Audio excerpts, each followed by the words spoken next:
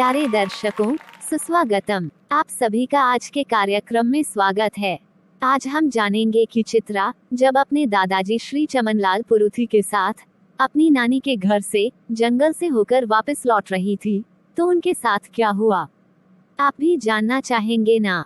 तो चलिए चलते हैं जंगल में, जहाँ से चित्रा और उसके दादाजी गुजर रहे हैं।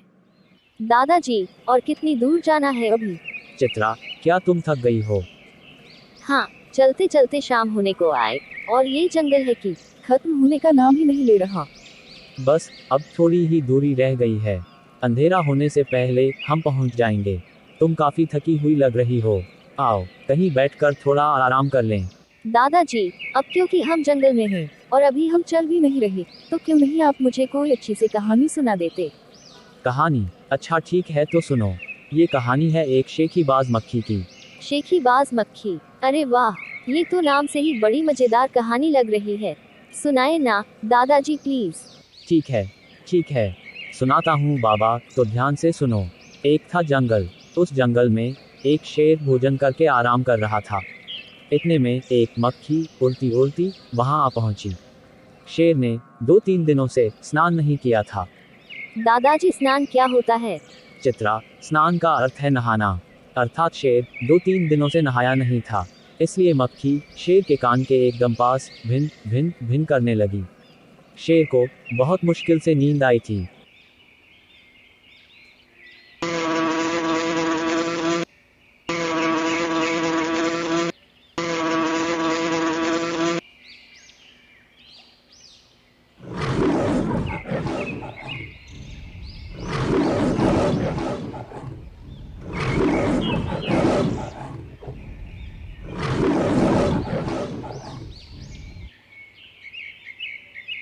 उसने पंजा उठाया, मक्खी उड़ गई, लेकिन फिर से शेर के कान के पास भिन भिन शुरू हो गई।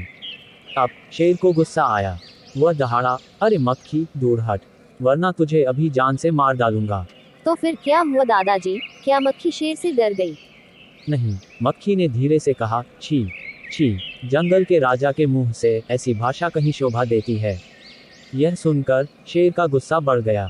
उसने कहा, एक तो मुझे सोने नहीं देती, ऊपर से मेरे सामने जवाब देती है। चुप हो जा, वरना अभी। फिर क्या हुआ दादाजी? क्या मक्खी वहाँ से चली गई? नहीं, मक्खी बोली, वरना क्या कर लोगे? मैं क्या तुमसे डर जाऊंगी?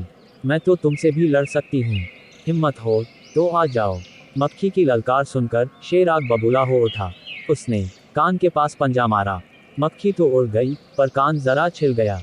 मक्खी उड़कर शेर की नाक पर बैठी, तो उसने मक्खी को फिर पंजा मारा। मक्खी उड़ गई, अब की बार शेर की नाक छिल गई। तो फिर आगे क्या हुआ दादाजी? क्या मक्खी शेर से डर गई? नहीं, मक्खी कभी शेर के माथे पर बैठती, कभी गाल पर, तो कभी गर्दन पर। शेर पंजा मारता जाता और खुद को घायल करता जाता। मक्खी तो फट से उड़ जाती। अंत में शेर उब गया। वह थक गया। वह बोला, मक्खी बहन, अब मुझे छोड़ो। मैं हारा और तुम जीती, बस। मक्खी घमंड में चूर होकर उड़ती उड़ती आगे बढ़ी।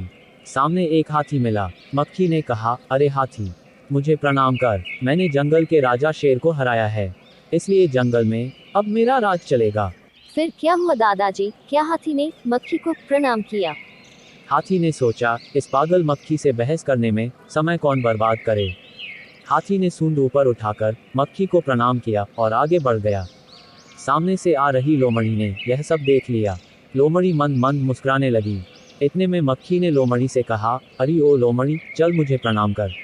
मैंने जंगल के राजा शेर और विशालकाय हाथी को भी हरा दिया है। तो फिर आगे क्या हुआ दादाजी? क्या लोमड़ी मक्खी से डर गई? नहीं, लोमड़ी एक चालाक प्राणी है। लोमड़ी ने उसे प्रणाम किया, फिर धीरे से बोली, धन्य हो मक्खी रानी, धन्य हो। धन्य है आपका जीवन और धन्य है आपके माता पिता। लेकिन मक्खी रानी, उधर वह मकड़ी दिखाई दे रही है न? वह आपको गाली दे रही थी, जरा खबर लो ना। यह सुनकर मक्खी गुस्से से लाल हो उठी। मक्खी बोली, उस मकड़ी को तो मैं चुटकी बजाते ही खत्म कर देती हूँ। यह कहते हुए मक्खी मकड़ी की तरफ झपटी और मकड़ी के जाल में फंस गई। मक्खी जाले से छूटने की ज्यों ज्यों कोशिश करती गई, त्यों त्यों और भी अधिक फंसती गई। अंत में वह थक गई और हार गई। यह देखकर लोमड़ी मंद मंद मुस्कुराते हुए वहां से चलती बनी। अरे वाह दादाजी, यह कहानी तो बहुत ही मजेदार थी। आपने ये कहानी कहाँ से सुनी? यह कहानी योगेश जोशी ने लिखी है। मैंने यह कहानी तुम्हारी तीसरी कक्षा की हिंदी की पाठ्यपुस्तक रिमझिम में पढ़ी थी। लगता है अब तो मुझे भी अपनी किताबें खोलकर पढ़ ही लेनी चाहिए। इतनी अच्छी अच्छी कहानियाँ को लिखी है उनमें। चलिए दादाजी, सूरज ढलने वाला है, हमें घर भी पहुँचना है। सही कहा चित्रा, चलो चले। पर ध्यान रहे घर पहुंचने के बाद तुम्हें इस कहानी को अपनी कॉपी में लिखकर दिखाना होगा। प्यारे दर्शकों, आप भी अपनी अपनी कॉपी में इस कहानी को लिखकर देखें और लिखने के बाद हमें व्हाट्सएप करना ना भूलें।